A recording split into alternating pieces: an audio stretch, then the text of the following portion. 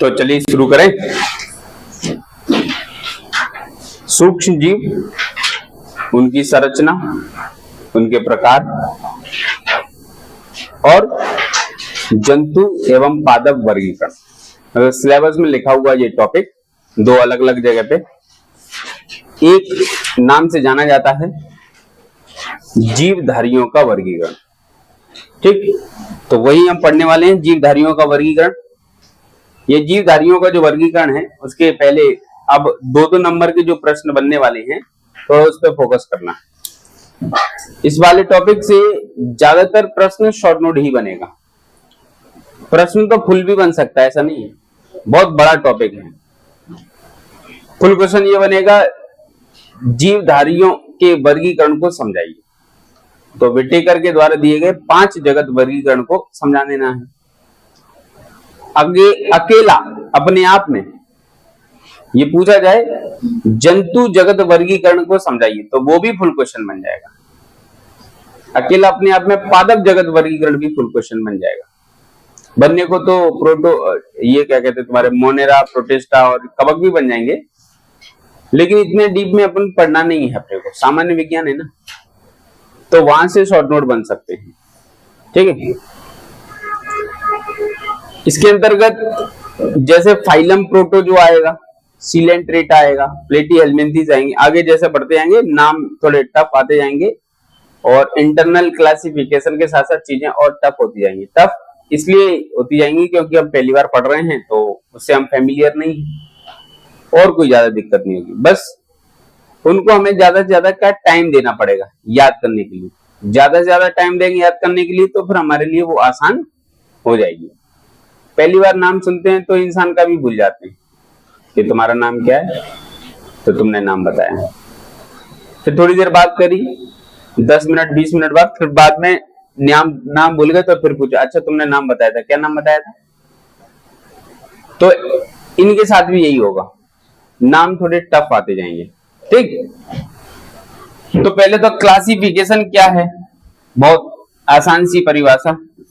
जैसे हम अपने घरों में, जैसे किचन में ही हमने देखे होंगे बर्तन लगाते ना, तो बर्तन लगाते हैं तो कटोरी किस प्रकार से लगाई गई है, ऐसे लगाते हैं सजा सजा के। कटोरी मेरी थोड़ी बेकार सी बन रही है, लेकिन तुम्हारे घर पे अच्छी अच्छी होंगी, मेरे घर पे भी है, लेकिन मैंने बना बेकार दी है। ऐसे लगाते ना अपन, थालियां लगाते हैं इस तरीके से बढ़िया व्यवस्थित, बड़ी बड़ी पीछे की ओर, छोटी छोटी आगे की ओर, इस तरीके से थाली भी लगाते हैं। तो ये क्या है, क्लासिफाइड व्यवस्था है। घर में अपन कपड़े भी लगाते हैं, डेली रूटीन के अलग, पार्टी वियर अलग, लोअर टी शर्ट अलग। किताबें भी हम ऐसे ही लगाते हैं, किताबें अलग, कॉपी अलग, पेन अलग, पेंसिल अलग, रबड़ अलग, स्केल अलग, ये सारी चीजें अपन अलग अलग रखते हैं। ठीक है, अगर मान के चलो एक ही जगह पे सारी चीज रखें तो कंफ्यूजन होगा ना। तो एक जीव तो सारे के सारे हैं, इन जीवों को उनके आंतरिक बाह्य लक्षण, उनकी शारीरिक संरचना और विशेषता के आधार पर इनको अलग अलग भागों में बांटना ही वर्गीकरण है। अब कोई पानी में रहता है तो जलीय जीव है, कोई पानी के बाहर रहता है स्थलीय जीव है। तो कुछ ऐसे जीव भी हैं जो जल थल दोनों में रह लेते, तो अलग से उनको छांट के कैटेगरी बनाई, उभयचर। कुछ ऐसे जीव हैं जो चल सकते हैं, कुछ नहीं चल सकते, जो नहीं चल सकते उनको हमने पादप के अंदर रखा, गति कर सकते हैं, गमन नहीं कर सकते। ठीक है, तो ऐसे करके हमने अलग अलग आधार पे इनको अलग अलग बांटा। एनिमल्स के अंदर कुछ ऐसे हैं जिनके अंदर रीढ़ की हड्डी है, कुछ ऐसे हैं जिनके अंदर नहीं है। जिनके अंदर रीढ़ की हड्डी नहीं है वो नॉन कॉर्डेट में रख दी, जिनके अंदर है वो कॉर्डेटा में रख दिया। पौधे भी हमने फिर ऐसे ही बांटे, किसी में फूल लगता है, किसी में फूल नहीं लगता है। जिनमें फूल नहीं लगता है उनको हमने क्रिप्टोगेमी में रख दिया, जिनमें लगता है उनको फेनेरोगेमी में रख दिया। अब ये नाम थोड़े टफ पड़ेंगे, बाकी क्लासिफिकेशन तो सिंपल है। हिंदी में इसी को ही बोलेंगे अपुष्पीय और दूसरे को पुष्पीय पादप।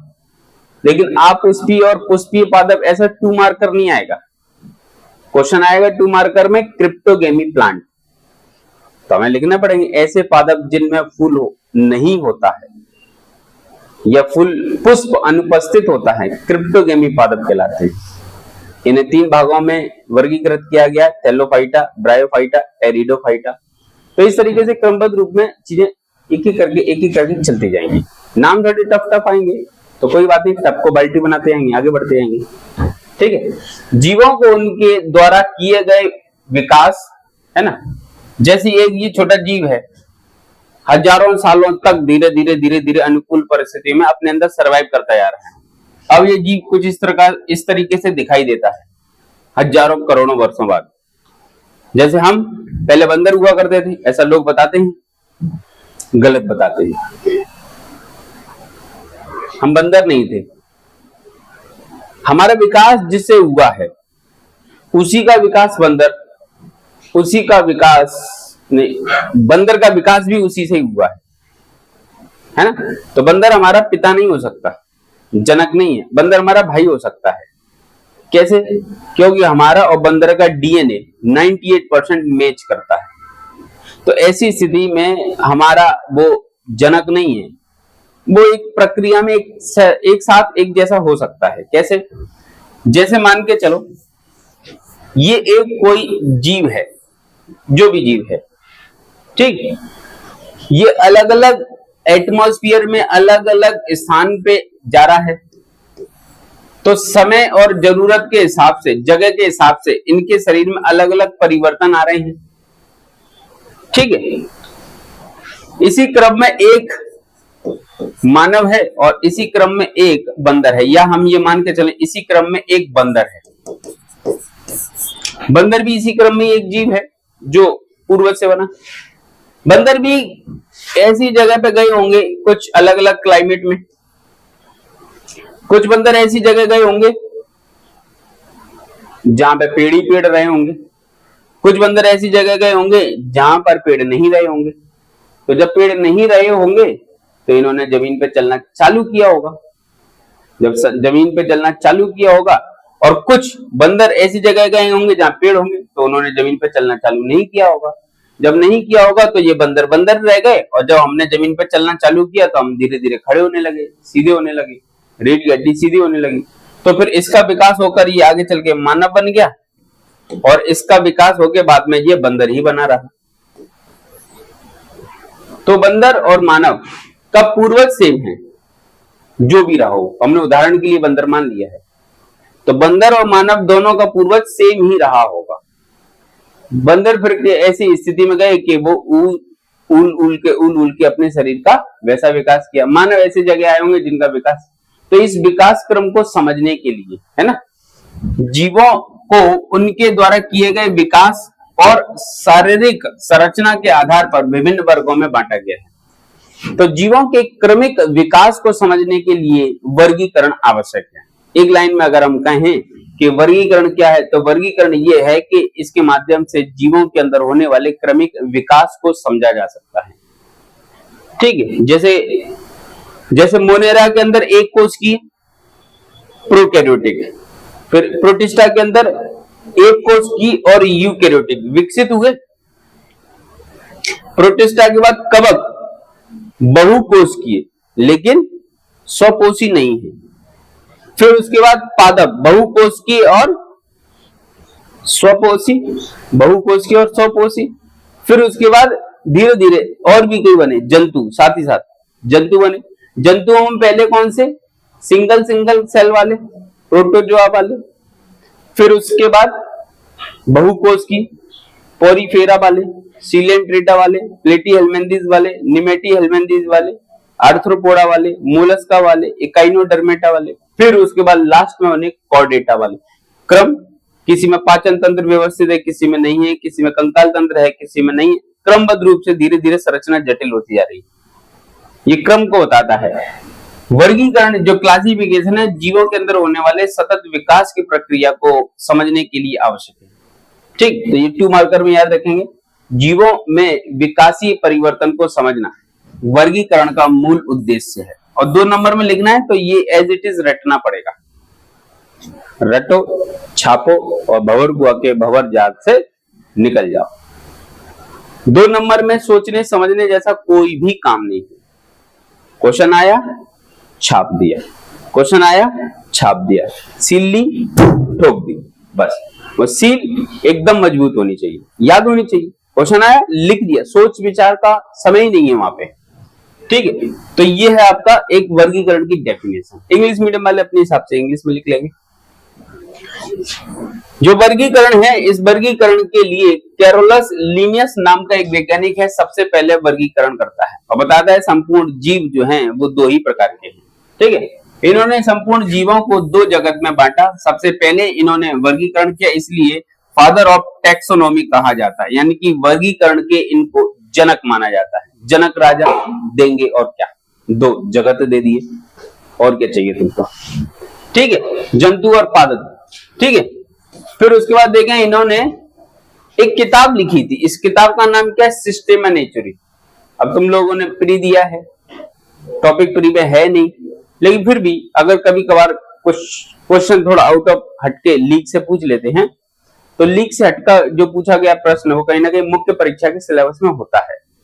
एमबीपीएससी ऐसा करती है कि प्री के जो पेपर में कुछ क्वेश्चन जो है मेंस के पेपर से उठा लेती है, मतलब मेंस के टॉपिक से उठा लेती है। तो सामान्य विज्ञान वहां भी यहाँ भी, तो क्लेम कर सकते हैं कि वो सिलेबस का हिस्सा है, क्योंकि पहला बिंदु जो प्री में लिखा हुआ वो लिखा है विज्ञान के साधारण, इधर मेंस में अनुप्रयोग लिखे हैं और विज्ञान के सिद्धांत लिखे हैं वहां पर। तो विज्ञान के सिद्धांतों के अंतर्गत आता है जैव विकास का सिद्धांत, और जैव विकास के सिद्धांत के अंतर्गत जीवों के विकास को समझने के लिए वर्गीकरण आवश्यक है। वर्गीकरण जब आवश्यक है तो इनडायरेक्टली ये किताब भी इंपॉर्टेंट हो जाती है, तो वो कहीं से भी मिला के पूछ लेंगे। तो अगर केवल मेंस की तैयारी कर रहे हैं तो लिखना सीखें, प्री मेंस दोनों की तैयारी कर रहे हैं तो फैक्ट भी याद करें, फैक्ट भी परीक्षा के लिए इंपॉर्टेंट है, ठीक है। सिस्टेमा नेचुरी ये किताब है, कैरोलस लीनियस ने लिखी। इसी व्यक्ति के द्वारा जीवों के नामकरण के लिए एक पद्धति का विकास किया गया जिसे कहते हैं द्विनामकरण पद्धति, बाइनोमियल नोमेनक्लेचर, ठीक है। हमारा नाम क्या है, मेरा नाम क्या है, क्या है मेरा नाम, होमोसेपियंस। पहले तुमने सही बताया था, अब फिर उसके बाद तुम बायोलॉजी से समाज में आ गए। तो हम सब एक जैसे हैं, क्यों हैं, क्योंकि हम सब होमोसेपियंस हैं। होमोसेपियंस एक जैसा क्यों है, क्योंकि उसके पूर्वज से जब इनका विकास होना स्टार्ट हुआ होगा तो इन सभी का डीएनए एक जैसा है, ठीक। तो होमोसेपियंस, अब होमोसेपियंस में होमो क्या है, सेपियंस क्या है, तो लास्ट के 2, एक वंश होता है एक जाति, उनको जोड़ के किसी भी जीव का वैज्ञानिक नाम लिखा जाता है, ठीक। इस वैज्ञानिक नाम के अंतर्गत जब जंतु आते हैं, ठीक है, या पादप आते हैं, दोनों में अलग अलग, जंतु आते हैं तो उनका जंतु वैज्ञानिक नाम हो जाता है, पादप आता है तो उसका वनस्पति वैज्ञानिक नाम हो जाता है, ठीक है। जीवों के नामकरण की पद्धति दी कैरोलस लीनियस ने, जिसमें वंश और जाति 2 लिखे जाते हैं। अगर ये 2 नामकरण पद्धति आएगी तो ये 3 पॉइंट जो है वो लिखने होंगे एज इट इज, तो जाके हमें 2 नंबर मिलेंगे, ठीक है। अब जीवों का वर्गीकरण करते हैं तो किस किस चीजों में जीव वर्गीकृत होते हैं, तो सबसे पहले जीवों का जो पाया जाता है वो उनको बांटते हैं किंगडम में, जैसे 5 जगत वर्गीकरण, 2 जगत वर्गीकरण, 4 जगत वर्गीकरण, 3 जगत, तो जगत आएंगे सबसे पहले, यानी कि किंगडम। और उस किंगडम के अंदर कई सारे फाइलम होंगे, हिंदी में इसको संघ कहते हैं, जैसे संघ Porifera, Coelenterata, Platyhelminthes, Nemathelminthes, Arthropoda, Mollusca, Echinodermata, ठीक है, हेमिकॉर्डेटा, कॉर्डेटा, ये सब क्या है, फाइलम है। इन फाइलम को अंदर डिवाइड करेंगे तो उसके अंदर आएंगे वर्ग, तो हम स्तनधारी वर्ग के, वर्ग के अंदर आती है हमारी फैमिली, तो हम प्राइमेट्स हैं। फिर उसके बाद आएगा गण यानी कि ऑर्डर, ऑर्डर के बाद आएगा वंश, वंश के बाद आएगी जाति, तो हम होमो, हमारा वंश क्या है होमो, और जाति क्या है सेपियंस, इसलिए हम कहलाते हैं होमोसेपियंस। हमारा वर्ग क्या है, सॉरी वंश क्या है होमो, कौन से वंश के हम? होमो। ठीक है, इतिहास में ये वंश अलग चलते हैं, मौर्य वंश। ठीक, तो ये वंश राजनीतिक रूप से अलग है, और यहाँ पे ये वंश है, इसको हम जीनस बोलते हैं। ठीक, तो किसी भी जंतु के वैज्ञानिक नाम में दो चीज जुड़ी होती है, एक वंश और दूसरी जाति। ऐसी पादप का वर्गीकरण है। पादप के अंदर भी क्या होते हैं? किंगडम। सबसे पहले प्लांट किंगडम, फिर प्लांट किंगडम के बाद यहाँ पे संघ होते हैं जंतु में, वहीं पे यहाँ पे क्या होते हैं? डिवीजन, विभाग, कि किस विभाग का प्लांट है, कौन सा डिवीजन है, क्रिप्टोगेमी है, फेनोरोगेमी है, तो वहां फाइलम नहीं होते, डिवीजन होते। इतना सा थोड़ा अंतर है, बाकी का सब वही है, वर्ग, ऑर्डर, फैमिली और उसके बाद genus, species, same to same है। ठीक है, तो यहाँ पे थोड़ा हमें ध्यान रखना है चीजें। वैसे ये इंपॉर्टेंट भी नहीं है, लेकिन क्लासिफिकेशन को समझने के लिए हम क्या कर रहे हैं, एक एक करके सिस्टमेटिकली आगे बढ़ रहे हैं कि डिवीजन के अंतर्गत क्या शामिल है और फाइलम के अंदर क्या शामिल। आगे जब क्लासिफिकेशन पढ़ेंगे तो फिर थोड़ा आसान हो जाएगा। अब लीनियस ने, कैरोलस लीनियस जो है, उन्होंने दो जगत वर्गीकरण दिया, यानी संपूर्ण जीवों को दो जगत में बांटा, एक पादप, दूसरा जंतु, जिसमें बहुत सारे पादप शामिल हैं और इसमें बहुत सारे जंतु शामिल हैं। यानी कि ऐसे जीव जो चल फिर सकते हैं वो जंतु हैं, जो चल फिर नहीं सकते वो पादप हैं।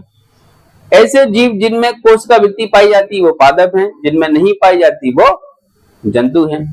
ऐसे जीव जो प्रकाश संश्लेषण कर सकते हैं वो पादप है, जो नहीं कर सकते वो। ये कुछ मोटे मोटे आधार पर उन्होंने जीवों को दो भागों में बांटा। लेकिन जैसा अपन ने कल समझा, फिर और वैज्ञानिक आते हैं, वो बताते हैं कि नहीं यार, दो नहीं, तीन में होना चाहिए। तीन में क्यों होना चाहिए? वो तीन में इसलिए होना चाहिए कि ये जो जंतु और पादप वर्गीकरण है, उसके अंतर्गत देखें तो एक जगत हमें अलग से मिलेगा, वो है प्रोटिस्टा जगत। क्योंकि जंतु और पादप जो हैं वो बहुकोश की जीवों का फाइलम है, किंगडम है, बहुकोश की जीव है। इस बहुकोश की जीव को एक एक कोशिका वाले जीवों से अलग करना चाहिए।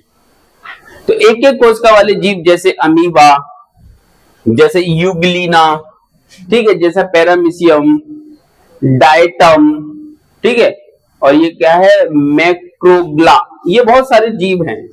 इन सभी जीवों की संरचना देखें तो सरल है, एक ही कोशिका की है।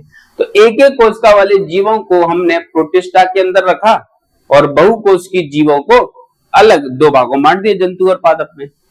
तो ये जो वर्गीकरण देने वाला व्यक्ति था वो था हीकल या हैकल। तो पेपर में ये भी पूछ सकते हैं शॉर्ट नोट में कि हैकल के वर्गीकरण को समझाइए। 2 नंबर में आएगा तो बस ये नाम लिख देना, शॉर्ट नोट में आएगा तो इनकी विशेषता लिख देना, जो भी अपन आगे पढ़ेंगे। कि हैकल ने लीनियस के द्वारा दिए गए वर्गीकरण को आगे बढ़ाते हुए 3 जगत वर्गीकरण दिया, जिसमें नंबर 1 प्रोटिस्टा जगत, पादप जगत और जंतु जगत शामिल है। उपरोक्त का संक्षिप्त विवरण निम्नलिखित है। प्रोटिस्टा में इसमें एक कोशिकीय अल्प विकसित जीवों को शामिल किया गया है, जैसे अमीबा, पैरामीशियम आदि। पादप जगत के अंदर प्रकाश संश्लेषी जीवों को रखा गया है, जैसे कोई भी पादप का नाम लिख देना, नीम, तुलसी, पुदीना, कुछ भी। जंतु जगत के अंतर्गत ऐसे जीवों को रखा गया है जो गमन और गति दोनों कर सकते हैं। क्योंकि अपने पास ज्यादा लाइनें नहीं है तो अपन मेन टॉपिक पे बात करेंगे और हमारा आंसर पूरा हो जाएगा। ठीक, तो ये हो गया हमारा। अब इनके बारे में आगे विशेषताएं भी हैं, ऐसा नहीं कि यही खत्म हो जाएगा, लेकिन मैं मोटे मोटे तौर पे बता रहा हूं। फिर 3 जगत के बाद एक वैज्ञानिक और आता है जिसका नाम है कोपलैंड। वो बोलता है कि 3 नहीं भाई, 4 जगत वर्गीकरण होना चाहिए। बोले 4 क्यों होना चाहिए? क्योंकि आप एक एक कोशिका वाले जो बांट रहे हो उसमें से बहुत सारी एक कोशिकीय जीव ऐसे हैं जो प्रोकैरियोटिक कोशिका के बने हैं। आपने एक कोशिका के अंदर प्रोकैरियोटिक, यूकैरियोटिक एक साथ ही रख दिया है, जबकि प्रोकैरियोटिक अलग। क्योंकि ये जो प्रोटिस्टा है इसके अंदर आता है अमीबा और मोनेरा के अंदर आता है जीवाणु। तो इस जीवाणु को भी तो रखो अलग, है ना, जीवाणु को भी तो रखो अलग। तो जीवाणु वाली कोशिका अलग करो और बाकी कोशिका अलग करो, यानी प्रोकैरियोटिक वाले जीवों को अलग रखो, यूकैरियोटिक वाले जीवों को अलग रखो। इसको मान्यता मिल गई, बात तो सही कह रहा है। अब वर्गीकरण कर ही रहे हो तो सही से करो फिर, तो ठीक है। तो ऐसी स्थिति में क्या होगा, यहां पे एक और जुड़ गया मोनेरा जगत, ठीक। फिर उसके बाद आता है विटेकर। विटेकर 69 में और 1969 में 5 जगत वर्गीकरण देता है और बोलता है कि संपूर्ण जीव 5 जगत में बटे हुए हैं। तो बोले अब पांचवा कौन सा भाई, यहाँ तो 4 से फुर्सत नहीं हो पा रहा, तुम्हारा तो नाटक ही खत्म नहीं हो रहा। 1 2 3 4 5, अब कल को कोई 6 भी बोल देगा तो 6 बोलने वाले को तो फेंक दिया जाएगा। 5 कौन सा, तो इन्होंने बताया कि 5वां जो है नया खोजा गया वो है कवक जगत, यानी कि फंजाई किंगडम। इसको इंग्लिश में बोल लेंगे Monera, protista, fungi, Plantae, animalia. Hindi में अपन उनके नाम लिखे ही हुए हैं, मोनेरा, प्रोटिस्टा, कवक, पादप, जंतु। ये जितने भी हैं, कुकुरमुत्ता, कोकुरमुत्ता, ये सब जो आपको दिखाई दे रहे हैं, ये सारे के सारे क्या हैं, ये कवक जगत के अंदर आने वाले हैं। और ये एक भी ऐसे नहीं है जो अपना भोजन स्वयं बना पाए, इसलिए इनको ऐसा रखा गया क्योंकि ये पहले माने जाते थे पादप जगत का हिस्सा। कोशिका भित्ति होती थी और भी कई कोशिका के अंदर की संरचना ऐसी होती थी जो पादप से मिलती जुलती थी, तो इनको पादप का हिस्सा माना जाता था। लेकिन फिर इनको पादप जगत से अलग कर दिया गया, है ना। और पादप जगत का ये हिस्सा कहां थे, तो क्रिप्टोगेमी के अंतर्गत, है ना। इनमें से कहीं पे भी आपको फूल नहीं दिख रहा है, वो एक छतरी सी नजर आ रही है सब में, तो ये क्रिप्टोगेमी के अंतर्गत आते थे, फिर इनको अलग कर दिया गया, है ना। अगर कभी पूछा जाए कि कवक किस जगत का भाग है, तो कवक पादप जगत का भाग है जो क्रिप्टोगेमी के अंतर्गत शामिल होता है, और क्रिप्टोगेमी के अंतर्गत भी थैलोफाइटा में, क्योंकि इसमें जड़, तना, पत्ती, फल, फूल कुछ भी नहीं होता, ठीक है। अब इतने के बाद हमें पता चला कि भैया 5 जगत वर्गीकरण है, 5 जगत को एक एक करके पढ़ना है। अगर मोनेरा आ जाएगा तो क्या लिखोगे, तो मोनेरा एक ऐसा जगत है जो जीवों के वर्गीकरण का वह जगत है जिसमें एक कोष की प्रोकैरियोटिक जीव आते हैं। बस ये शब्द हमें हमेशा याद रखना है, एक कोष की प्रोकैरियोटिक जीव, बस इतना याद रख पाएंगे तो हमारा इस मोनेरा जगत का काम हो गया। फिर हमें कुछ भी याद करने की जरूरत नहीं है। क्यों नहीं है, क्योंकि मोनेरा जगत जो है एक कोष की प्रोकैरियोटिक जीव है, तो प्रोकैरियोटिक जीवों की जो जो विशेषताएं होंगी वो इस मोनेरा जगत के जीव में शामिल होंगी। और अगर मोनेरा जगत के अंदर ये विशेषताएं शामिल होंगी तो ऐसी स्थिति में बहुत आसानी से हम इसके उत्तर के कंफ्यूजन को छोड़कर हमारा अपना काम चला लेंगे। मोनेरा प्रोटिस्टा में अंतर, ये मोनेरा जगत के हैं तो इनकी यही विशेषता है। क्या विशेषता है कि इनकी कोशिका प्रोकैरियोटिक होती है, ठीक है। मोनेरा जगत की विशेषता, इनमें प्रोकैरियोटिक कोशिका पाई जाती है। दूसरा, इनका केंद्रक अनुपस्थित होता है, ये लक्षण हो गए या विशेषता होगी। इसमें 70 प्रकार के राइबोसोम पाए जाते हैं, ठीक है। इनमें कोशिका विभाजन या कोशिकीय जनन द्विविभाजन के माध्यम से होता है, ठीक है।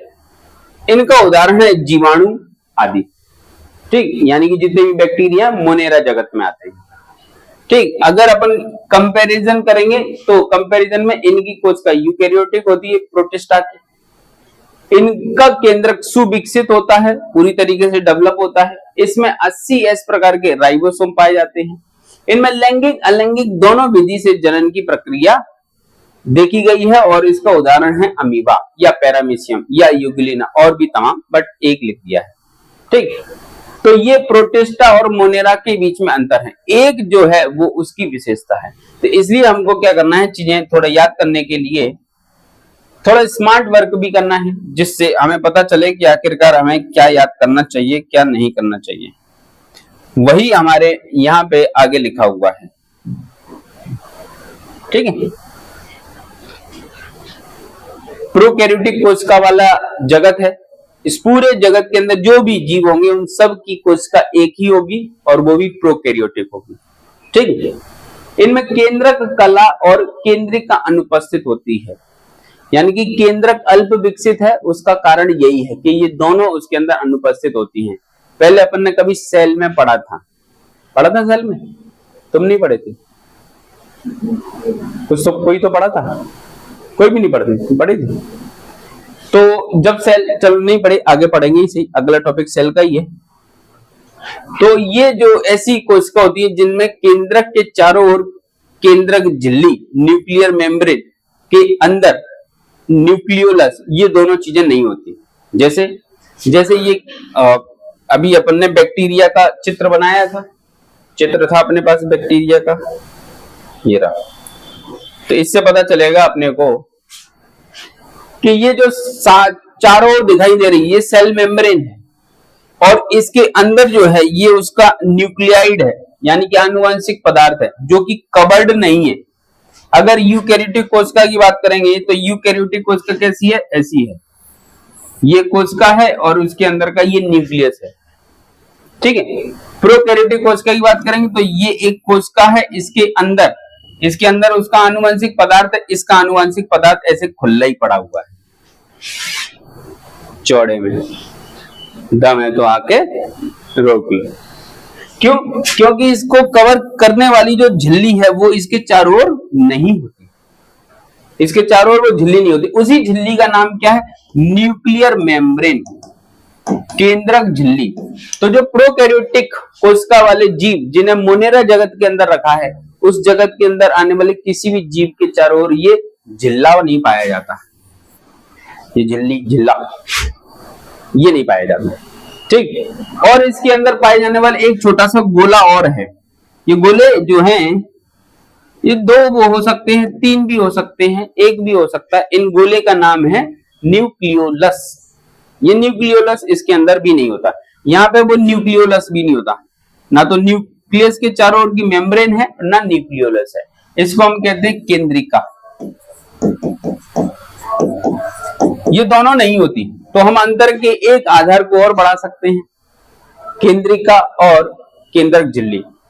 प्रोकैरियोटिक जीवों में या मोनेरा जगत के जीवों में अनुपस्थित होते हैं, और प्रोटिस्टा या यूकैरियोटिक कोशिका के जीवों में उपस्थित होते हैं। तो ये एक अंतर का आधार बन जाएगा, ठीक है।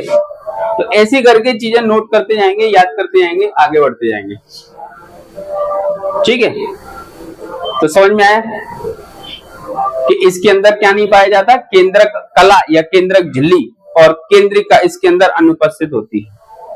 उदाहरण जीवाणु और नीलहरी शैवाल। शैवाल मतलब काई, जी दिखाई, काई दिए दिखाई, यही है वो काई।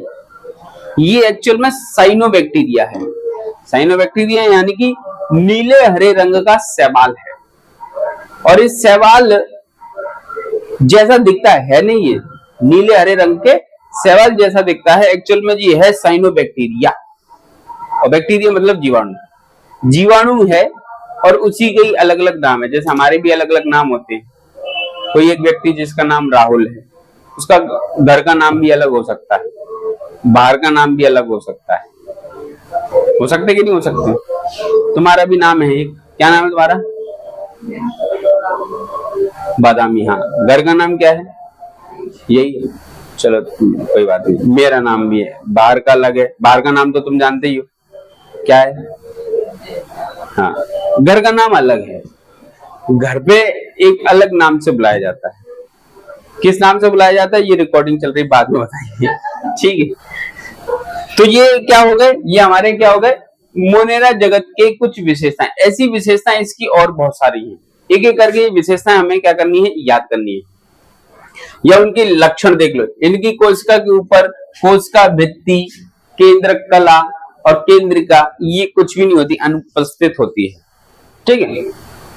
ये स्वपोषी होते हैं, यानी कि उस दिन बताया था कल, ये स्वपोषी होते हैं, लेकिन कुछ परपोषी या विषमपोषी भी होते हैं, जिनके अंदर प्रकाश संश्लेषण की क्रिया के लिए क्लोरोफिल वाली सेल वॉल पाई जाती है, जैसे शैवाल, ठीक है। हालांकि ये शैवाल नहीं है, ये नीलहरी शैवाल यानी कि साइनोबैक्टीरिया है। तो ये प्रकाश संश्लेषण कर लेता है, और जिनके अंदर नहीं होती, नहीं कर पाते, तो ये परपोषी हो जाते हैं, ठीक है। इनमें विभाजन जो है विखंडन के द्वारा या द्विखंडन के द्वारा होता है। ये शब्द याद रखने हैं, याद नहीं रख पाएंगे तो गड़बड़ हो जाएगी बस, ठीक है। फिर उसके बाद है प्रोटिस्टा, ये उससे थोड़े विकसित अभी देखे पन्ने। हीकल नाम के वैज्ञानिक ने इस प्रोटिस्टा जगत के बारे में जानकारी दी। इस जगत के अंदर आने वाले जीव जो है वो एक ही कोशिका वाले और वो भी यूकैरियोटिक हैं। कैसे हैं? एक ही कोशिका वाले, वो भी यूकैरियोटिक। इतना अंतर है उसमें, है ना, जैसे अमीबा, पैरामीशियम, यूग्लिना, ठीक। फिर उसके बाद देखेंगे इसके लक्षण, तो ये स्वपोषी विषमपोषी दोनों हैं। स्वपोषी है यूग्लिना और विषमपोषी है तुम्हारा अमीबा, ठीक है। यानी कि अमीबा, पैरामीशियम वगैरह जो है वो अपना भोजन स्वयं नहीं बना पाते, यूग्लिना बना लेता है, ठीक है। इसमें लैंगिक अलैंगिक दोनों जनन पाया जाता और उसमें मोनेरा में ऐसा नहीं था, ठीक है। विखंडन, द्विविखंडन या विखंडन। इनकी झिल्ली युक्त कोशिकांग होते हैं, यानी कि इनके अंदर mitochondria, Golgi body, endoplasmic reticulum सब पाए जाएंगे और वहां नहीं है, ठीक है। इसमें जो राइबोसोम है वो 80S प्रकार का है, वहां का राइबोसोम 70S प्रकार का था, यानी कि थोड़ा कम विकसित था। इस वर्ग के कुछ जीवों में गमन करने के लिए सीलिया और फ्लैजिला पाया जाता है। ये सीलिया और फ्लैजिला क्या है? ठीक है, जैसे ये हमने बनाया है और ये बना दिया ऐसा करके, इसको ऐसे नहीं ऐसा बना लेते हैं।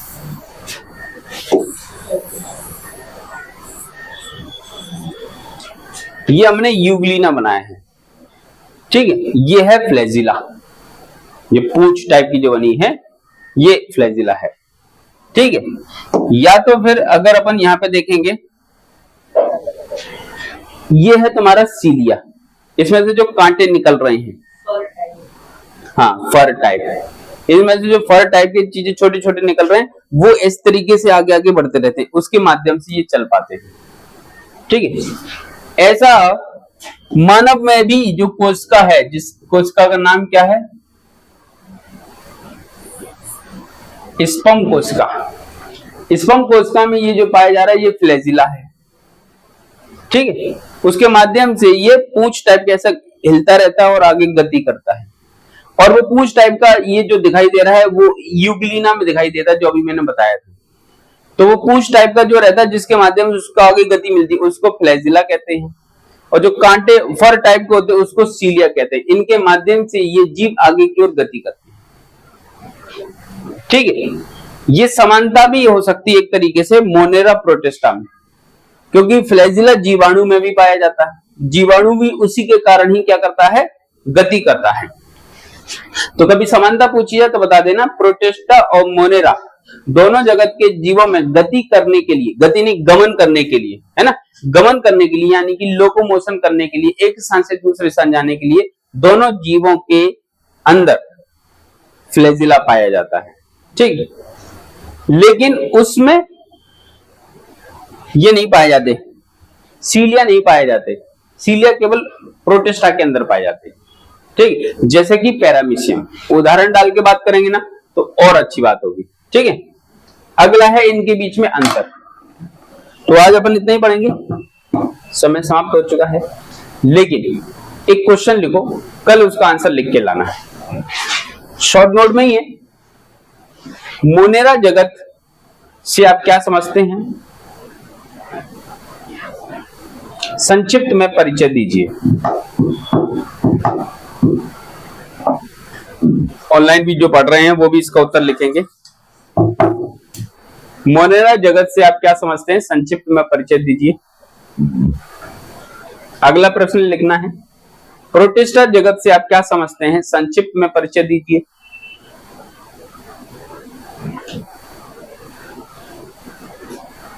अगला प्रश्न लिखना है, मोनेरा और प्रोटिस्टा जगत के मध्य अंतर स्पष्ट कीजिए।